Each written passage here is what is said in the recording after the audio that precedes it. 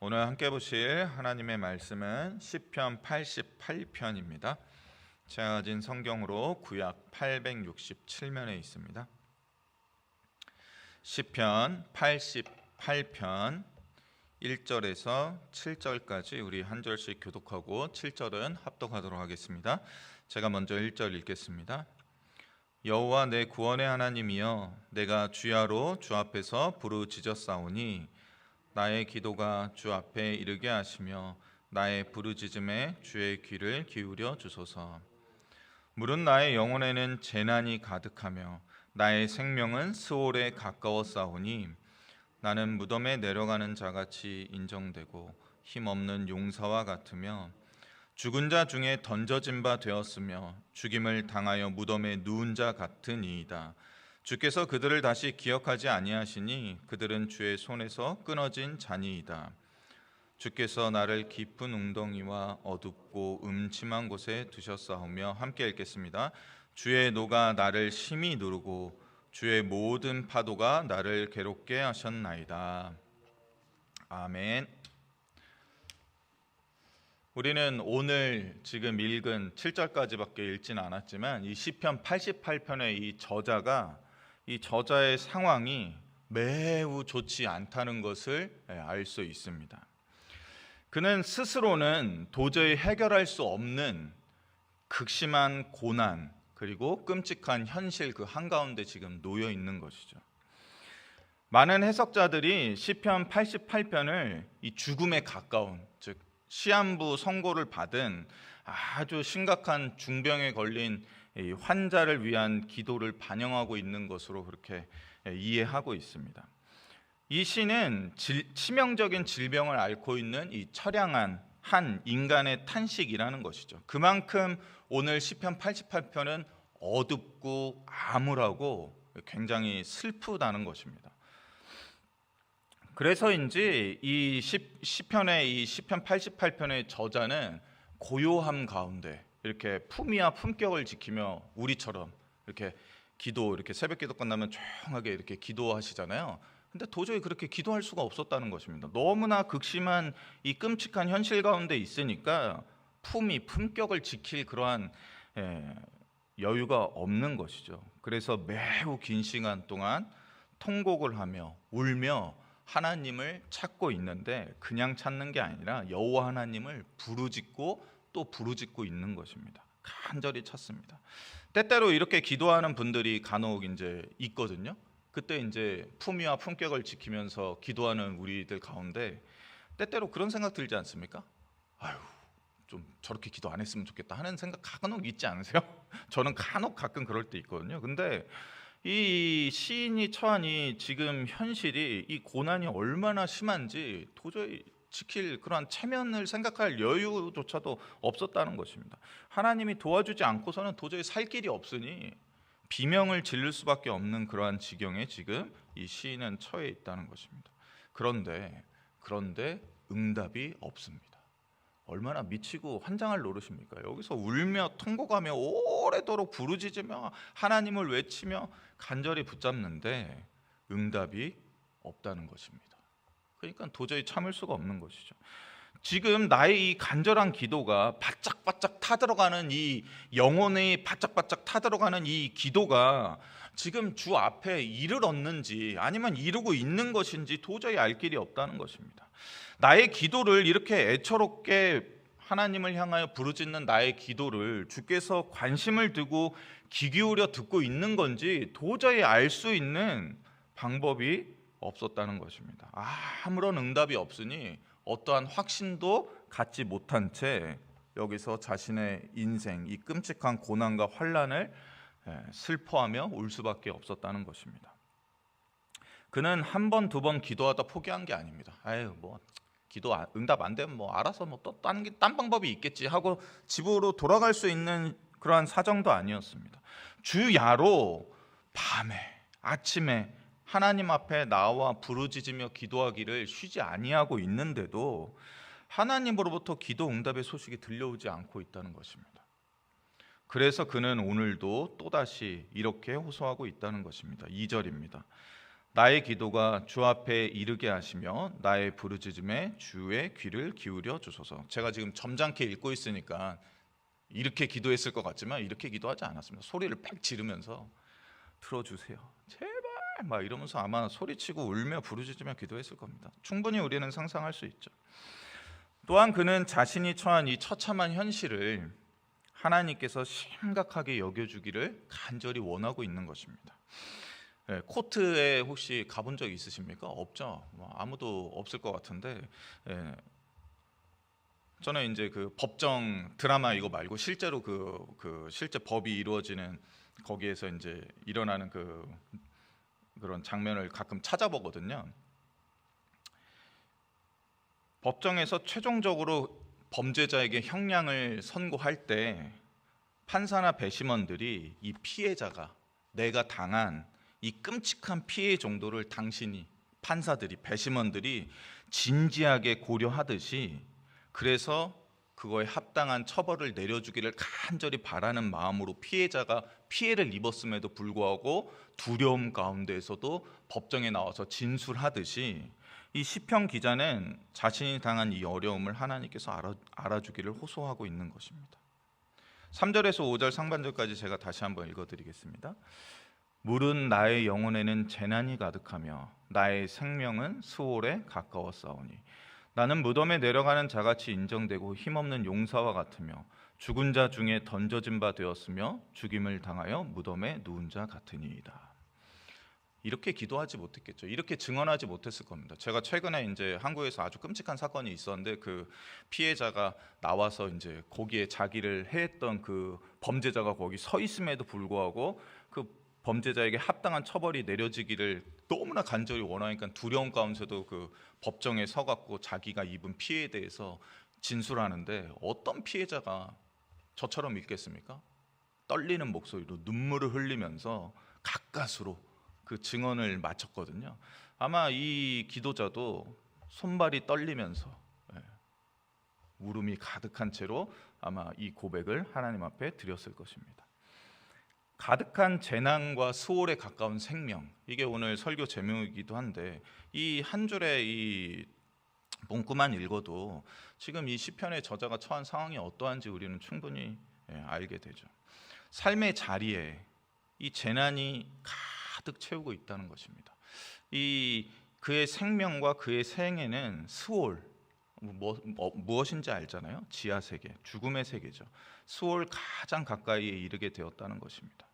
여기에 사용되고 있는 이 가득하다라는 동사는 배부르다, 만족하다, 흡족하다, 넘치다, 많다, 이런 좋은 의미의 단어입니다. 이건 긍정의 의미에 많이 쓰이잖아요. 근데 반대로 재난은 재앙, 악, 화, 해함, 환난, 고난, 괴로움, 위험이라는 뜻을 가지고 있죠. 근데 이 둘이 함께 만나니까 어떻게 됩니까? 최악의 상황이 벌어지는 거죠. 가득한 재난, 많고 많은 환난과 고난, 그리고 넘치는 화와 괴로움이 되었다는 것입니다. 그리고 그의 생명과 그의 하루하루의 삶은 이 수월의 경계선, 우리는 쉬운 예로 이 노숙자분들 중에 좀 괜찮은 분도 있지만 오랫동안 씻지 않아서 그 암모니아 냄새 나고 막 이렇게 냄새가 엄청 나는 분들 아주 가까이 가본 적 있으십니까?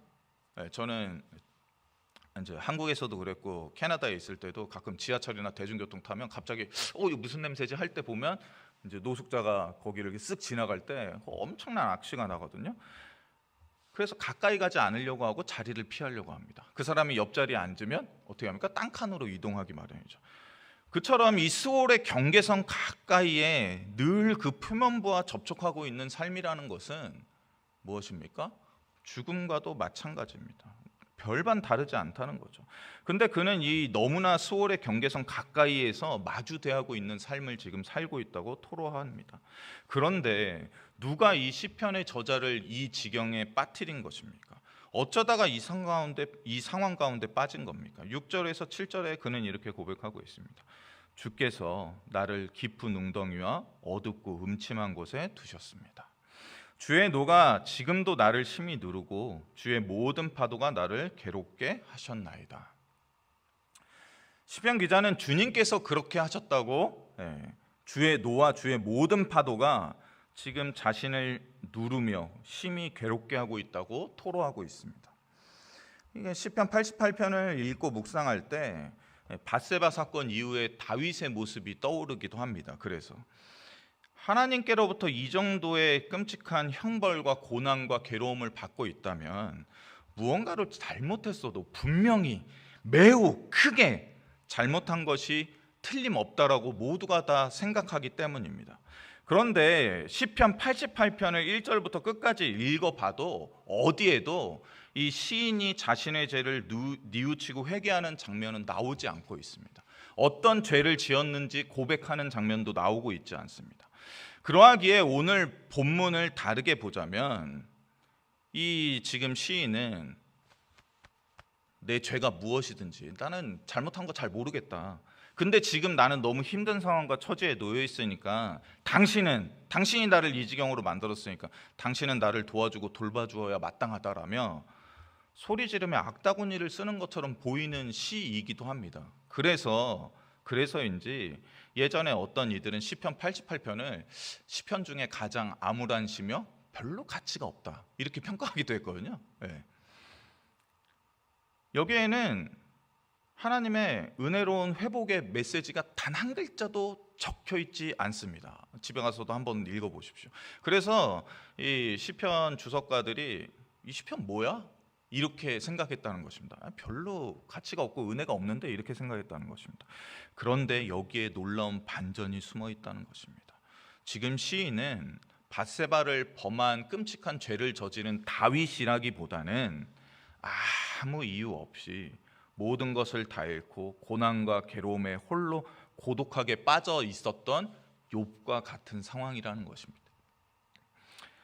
시편 기자가 오랜 시간 후에 그 기도 끝에 욥처럼 하나님의 확실한 응답의 그 메시지를 들었는지도 우리는 알 수 없습니다. 또한 욥처럼 하나님께서 그를 이전보다 더 크게 회복시키셨는지도 우리는 알 길이 없습니다. 그렇다면 이 시가 우리에게 주는 가장 큰 유익은 무엇입니까? 한 가지 분명한 사실은 이 시인은 그가 고뇌하는 중에서도 자신에 대한 구원이 올 수 있는 단 하나의 길은, 유일한 근원은 하나님께 있다는 자신의 신앙을 붙잡고 있다는 것입니다. 견지하고 있다는 것이죠. 이게 성도의 견인인 것이죠. 감당하기 어려운 고난과 고통에 빠져 있을 때 날마다 기도하며 울며 부르짖음에도 불구하고 어떠한 변화도 없고 어떠한 응답도 없다면 그가 누구든 간에 신앙의 무수한 갈등을 겪을 수밖에 없는 것입니다. 담임 목사든 부교육자든 원로 목사든 장로님이든 신앙생활을 수십 년에서 수백 년을 했던 상관없이 고난과 고통에 날마다 울며 기도하는데 어떠한 변화도 조짐도 응답도 없다면 누군들 갈등 없이 이 자리에 앉아서 기도할 수 있겠습니까? 그는 지금 수많은 갈등 가운데 어찌해야 할 바를 모른 채 기도하고 있는데도 불구하고 놀랍게도 그의 신앙이 파괴되지도 않고 무너지지도 않습니다. 나 더 이상 못해. 다 때려쳐. 죽이려면 죽여봐. 나 하나님 안 믿어. 하지 않는다는 것입니다. 그리고 그는 오늘도 여전히 1절에서 이렇게 말합니다. 여호와 내 구원의 하나님이여 라며 자신의 기도를 시작하고 있습니다. 응답하지 않음에도 불구하고.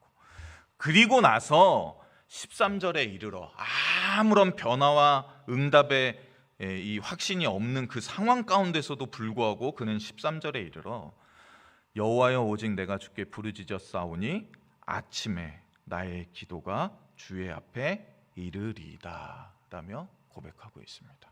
그는 확신하며 소망하며 기도한다는 것입니다. 바로 이러한 믿음이 실제로 존재할 수 있다는 사실을 시편 88편을 통해서 우리에게 알려주고 있죠. 그리고 지금 우리의 신앙도 이와 동일하다는 것을 깨닫기를 원하는 것입니다.